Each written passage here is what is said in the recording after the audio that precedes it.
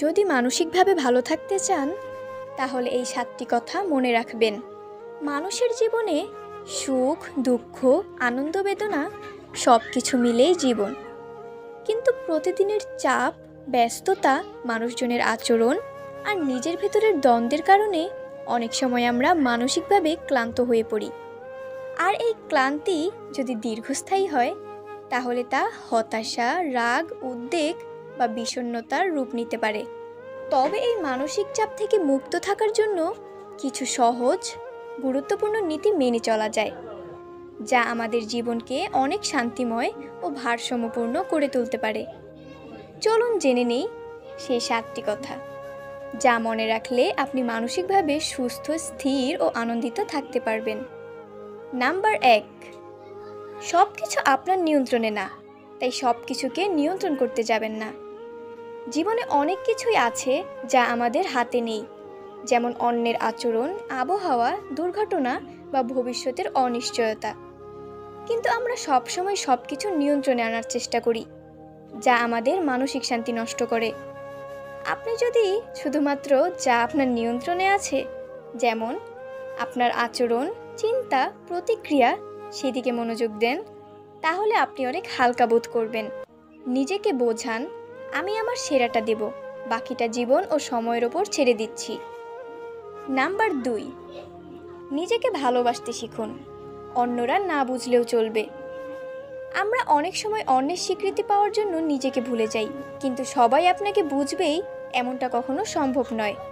তাই নিজেকে ভালোবাসা, নিজের সীমাবদ্ধতাকে গ্রহণ করা, নিজের ভালো লাগাকে গুরুত্ব দেওয়া খুব জরুরি। আপনি নিজের কাছে যদি ভালো থাকেন তাহলে বাইরের নেতিবাচকতা আপনাকে সহজে নাড়া দিতে পারবে না। নাম্বার 3, সব কিছুর সময় হয়, ধৈর্য রাখুন। আমরা চাই আমাদের জীবনের সব সমস্যা আজকেই মিটে যাক, কিন্তু বাস্তবতা হলো সব কিছু সময় মতোই ঘটে। জীবনের অনেক জটিল প্রশ্নের উত্তর আপনি একদিন পাবেন, কিন্তু সেই সময় না আসা পর্যন্ত ধৈর্য রাখাই আপনার সবচেয়ে বড় শক্তি। সময়ই অনেক কিছুর সমাধান করে দেয়, আপনাকে শুধু ধৈর্য রাখতে হবে। নাম্বার 4, সব অনুভূতি প্রকাশ করতে হয় না, কিছু চুপ থাকাও শক্তি। সব সময় আমাদের যেটা মনে হয় সেটা বলে ফেলাই ভালো, এমনটা ভাবা ভুল। কখনো কখনো চুপ থাকাই শ্রেয়।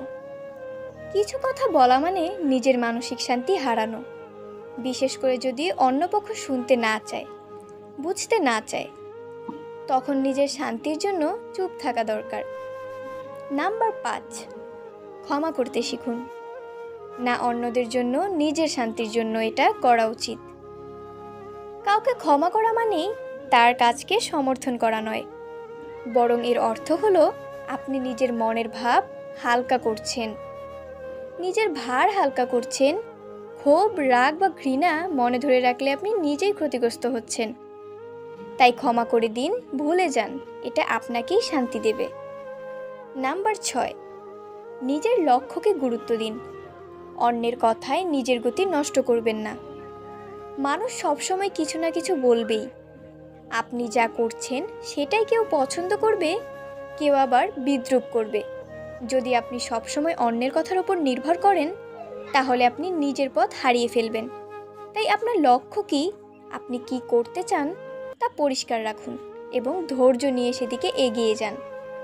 নাম্বার 7, প্রতিদিন অন্তত কিছু ভালো কিছুর জন্য কৃতজ্ঞ থাকুন। জীবনে অনেক কষ্ট থাকলেও প্রতিদিন ছোট ছোট সুখের মুহূর্তও আসে। সেই সুন্দর বিকেলের আলো, চায়ের কাপ, প্রিয় কারো হাসি কিংবা নিজের অর্জনের ছোট্ট একটা ধাপ, এই ছোট আনন্দগুলো ধরে রাখা মানেই কৃতজ্ঞ থাকা। কৃতজ্ঞ মানুষরা বেশি শান্তিতে থাকে, কারণ তারা যা আছে তার মূল্য বোঝে। শেষ কথা, মানসিক শান্তি বাইরের কোনো বস্তু নয়, এটি আপনার নিজের ভেতরের বিষয়।